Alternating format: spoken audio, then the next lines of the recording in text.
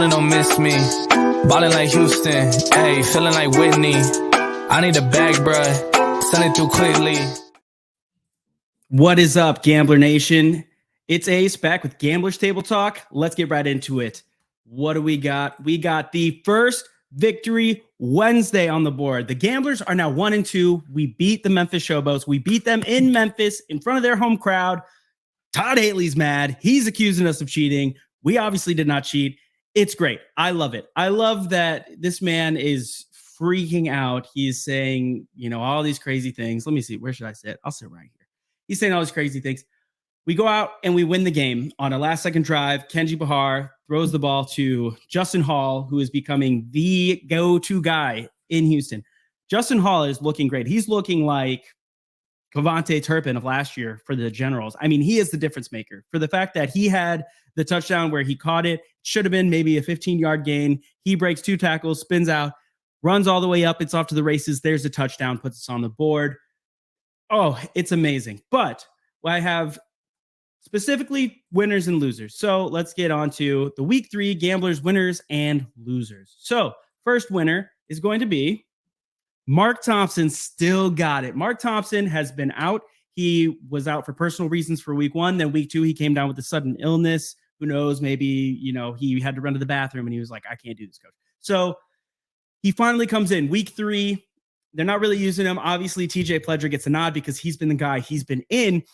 In the second half, we need a spark. We need something. They put Mark Thompson in, and oh my Lord, does this man go off. I mean, look at our guy right here. Nick Buchanan is hyping him up after this ridiculous touchdown. I mean, nobody could stop this man. He just went straight through him. And I love the fact that everybody that he hits kind of just lays there. So this was one of 2 touchdowns in the second half that put us up by 2 scores. It definitely should have been it. What was my key to beating the Showboats last week? Number 1 was getting them down early, going up by a score, 2 scores, they'll give up.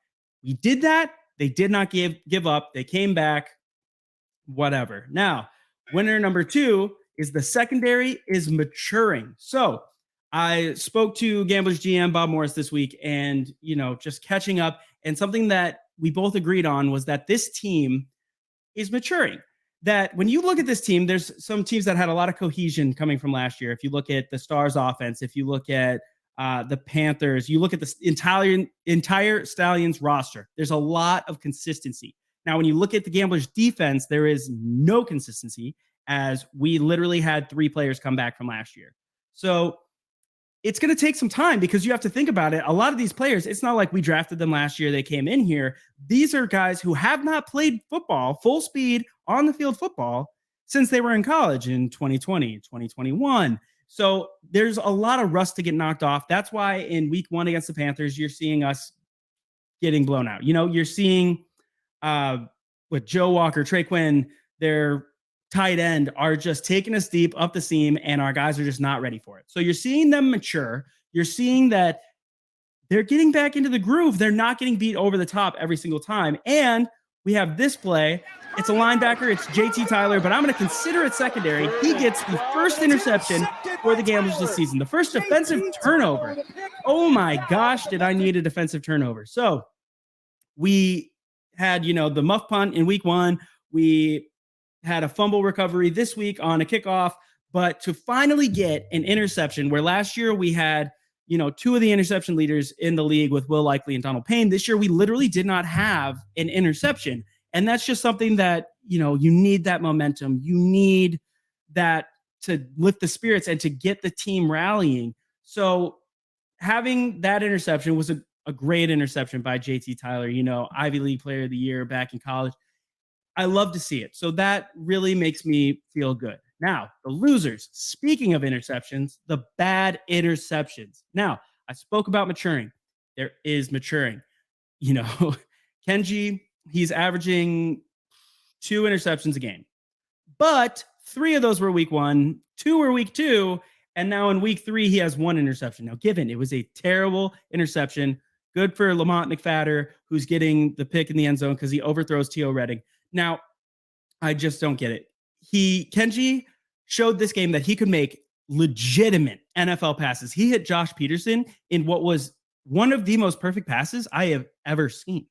And he's still doing these bad interceptions. He's still overthrowing receivers. He's still doing the bad stuff, but it's less. We saw 3 interceptions, 2 interceptions, 1 interception. So you look and you say, oh my gosh, he has 6 interceptions on the season, but he's getting better each game. He's doing the maturing. While Kenji's from last year, he's a guy, some consistency with the offense. He only started 3 games, whereas Clayton Thorson started more games, but we don't have him. So now we have Kenji, who's still shaking the rust off. Since he was at Monmouth, which was back in 2020, he has played 3 full games until this season. So you have to expect that he's going to have to, shake some rust off. He's going to have to get out of his head a little bit. And I think we're seeing that. And I think we're seeing what he can really do.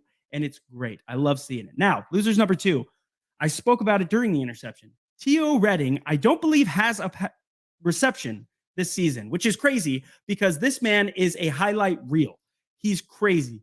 T.O., he's a friend of the show. I love the guy. And I think that we have to start getting him into the mix because, you're hitting Kiki Chisholm a little here. You're getting Anthony Ratliff-Williams in it. He's a big part of special teams. You have Justin Hall, who's just ridiculous, running out of his cleats. But to be able to keep Justin Hall open, to be able to get Anthony Ratliff-Williams out in space, you have to incorporate a guy that they're afraid is going to put up crazy highlights against them. I mean, T.O. Redding, if you just hit him on a vertical, it is an 80-20 ball his way. This guy can get the ball. In the first 2 games, he was targeted like once each game, and each time he drew a defensive pass interference. That's awesome. Basically as good as a catch. Then in this game, you overthrow him to the point where he literally can't touch the ball, and it's an interception. You have to be able to get T.O. Redding in the game. So that's my loser number 2, is that we have this fantastic receiver on the roster that we will not use, even though he's out there for 50% of the offensive snaps. So got to do that. Now, moving on to the news of the week. James Larson, go. The USFL Gamblers have signed punter Hunter Niswander per sources. I tried to reach out to James. He sent me this when he posted it. I tried to reach out, see where he heard it from, because I haven't. But, when it's coming from new players and stuff, there's a lot of, people talking. So Hunter Niswander spent time with the XFL defenders, making the 2020 All XFL team, averaging 44.6 yard per punt. I did not know that there was an All XFL team for 2020. That's pretty cool, seeing as they only played 5 games. I didn't know there was a list, but that's cool. After an impressive stint with the Dallas Cowboys, he had an injury release, and he returns to pro football in the USFL. This sounds a lot like Cole Mazza, who is a guy that came out of Alabama as a long snapper, went and was on the Chargers. He was a legitimate NFL long snapper, got hurt and released, and that's how we got him. Now, we ended up releasing Cole Mazza, sadly, but we brought in another guy that's looking fine. Now we're bringing in a new punter. Now, this is upsetting and jarring because where is Drew Galitz? Drew Galitz, I love the guy. He comes out of Baylor, my alma mater. We were the same year at Baylor, and he's been great. He's honestly been great. Last year, he was one of the better punters in the league, if not the best punter. He was pinning people all the time. So was he released? Was he moved to IR? This was what I was trying to get out of James. I didn't necessarily care where he got the news from, but I was like, well, what did you hear? Did they drop their current punter? Because I get to know these guys and I like them and I want to know what's happening. So hopefully, who knows? Maybe we're holding 2 punters. I don't know, but we'll see. But now the Gamblers make history. Now, this is a fake tweet that I made, but it is soon coming that the Houston Gamblers have signed defensive tackle Jeffrey Johnson out of Oklahoma, transfer from Tulane. He was a pick in the first USFL college draft by the Houston Gamblers. Now, if you've been following me on Twitter, you have seen that I posted the graphic that had all 10 draft picks for the Gamblers and what happened in the NFL. Did they get drafted? Did they get a undrafted free agent deal? Did they get invited to a rookie mini camp? Now, every single player did except one, which was defensive tackle Jeffrey Johnson. This is a guy that Coach Bob Morris saw at the Hula Bowl. He was impressed with him at the Hula Bowl. He kept him in mind. And then when the draft came along, he grabbed him. Like I said, Coach had 10 names on his list. He got all 10 people in the draft, dude. All 10 people. So Jeffrey Johnson, if you look him up, he's 305, 6'2". He's a huge guy, runs stuff up the middle, which means that his stats are not that crazy.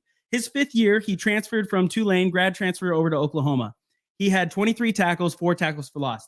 Those numbers don't jump off of a page. So if you're an NFL scout, unless you spend a lot of time at the Hula Bowl looking at the defensive line, looking at the tape after, you're not seeing Jeffrey Johnson. You're not if you are filtering by the numbers, you're not seeing him at all. Whereas this is a guy where if you need a big body in the middle of your defensive line, he can be that guy. He can stuff it. And if you're looking at us, we had Wes Hills of the Breakers rush 3 touchdowns against us. We need someone who's a big body, who can stuff the line, who can help us in goal line defense. So this is absolutely great. I mean, look at this guy. Which also Tulane, another thing, CJ Johnson, our head coach, and Eric Price are from Tulane. Now, they were before his time, but it's just a fun little thing. Like, hey, we have so many ties to Tulane and New Orleans on this team. It's like we're outbreakering the Breakers. So I love it. But look at this guy. He's a big run stuffer. He was great at Tulane. He grad transferred over to OU because it's OU. You want to go there so that you can get drafted. Sadly, he doesn't get drafted, but he catches Bob Morris's eye. So here he is. We make history. We have our draft pick. I believe we drafted him 6th overall. Look at this guy. I'm so excited. And Damian Daniels is placed on IR, our current defensive tackle that we picked up, 2 days into training camp because Dion Noville out of North Texas just decided to retire a day in. So we picked up Damian Daniels. Damian gets hurt.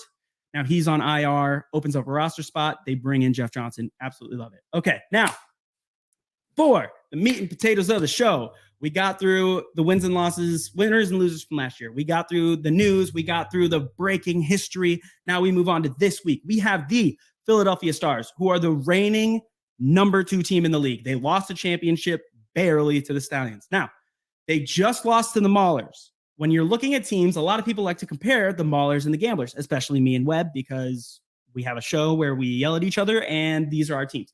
But the Maulers have an incredibly good defense. Their offense, awful.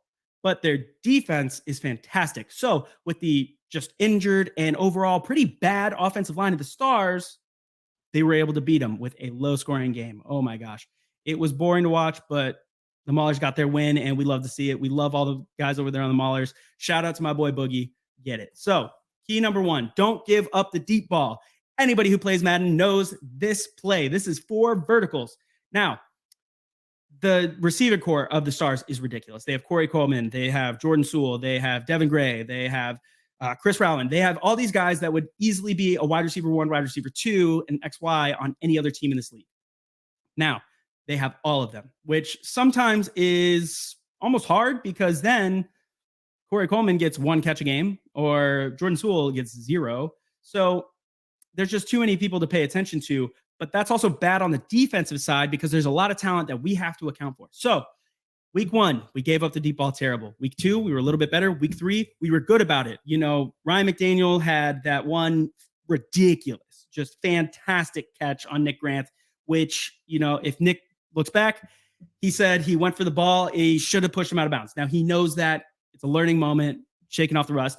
But we cannot go back to the week 1 Gamblers. We cannot give up the deep ball, especially to this team, especially to a team that has Devin Gray, Corey Coleman. These guys are just going to blow past you and can catch anything. So do that. Number 2, get pressure with 4.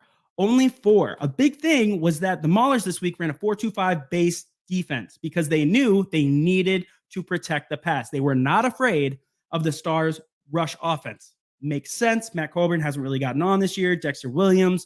None of the guys are putting up big numbers. So they're like, hey, look at this wide receiver room. We're going to run a 4-2-5. We're going to back more people up, and we're only going to bring 4 most of the time. Most of the time, they still got to Case Cookus. That was an important part because you need to have the 7 guys in coverage for your 4 dudes to rush. The 7 guys are going to cover, gives them time to get there. If you talk to Olive Sagapolu, he said, shout out to my DBs for giving us the time to get to him. That is exactly what happened. Now we need to do the same thing. We play a lot of zone. We do a lot of similar things to the Maulers. We just don't do them as well. So we need to just tighten it up this week and get to this man. And I use this photo because I just think it's funny. Like, why did they use this photo? It's just crazy. I love it. So key 3, lean on the run with Marky Mark and the Trucky Bunch. You saw that highlight that I showed you. The man is running over people. We need to lean on him. In the first half, we really couldn't get that much going. In the second half, we started running Mark Thompson up the middle, basically just shoving him down their throat and saying, if you want him, you got to tackle him. And what did they do? They literally got laid out. Marky Mark and the Truckee bunch, we got to lean on him. You know, if we can do that, then more pressure is off of Kenji and maybe those bad interceptions don't happen. So key number 3, we have to run the ball. We have to focus and get ready because we might see some Shamari Jones, who you may have seen at Independence University on Last Chance U, as now TJ Pledger, he has an ankle sprain, kind of. I don't see him playing this week, probably. Ankle sprains are usually, at least the next week, they're not going to be in. So Mark Thompson, Shamari Jones, these are 2 big downhill rushing guys. One cut and they go. So we're going to see some big hits this weekend. So get ready for that. All right. So Gamblers fans, my last message for you. Hope is on the horizon. Okay. Like, we're 1-2. We are 1 game behind being in the playoffs in the South right now. If you're doing it, you know, the USFL likes to post the 2 teams line, 2 teams to show who would get in the playoffs if it was this week. We are 1 game behind. We are ranked 5th in the power rankings. That's higher than the Gamblers have been since week 1 of season 1. So we have to be able to go out there, win these games. When we play the Stallions, you know, they're hurt. They lost worse to the Breakers than we did. Everybody's considering the Breakers number 1. They're like, it's no question. They only beat us by 7 points. And without 1 bad overthrow by Kenji, we beat them. So we can beat them. We can beat the Stallions. We can get into the playoffs, guys. We can get in. Hope is on the horizon. It's a fun season, man. It's a long ways from over. Get ready. We're in for a fun ride. All in. Go Gamblers. I'll see you later. I'm in the big leagues. Told her don't miss me. Ballin' like Houston. Hey, feeling like Whitney. I need a bag, bruh. Send it through quick.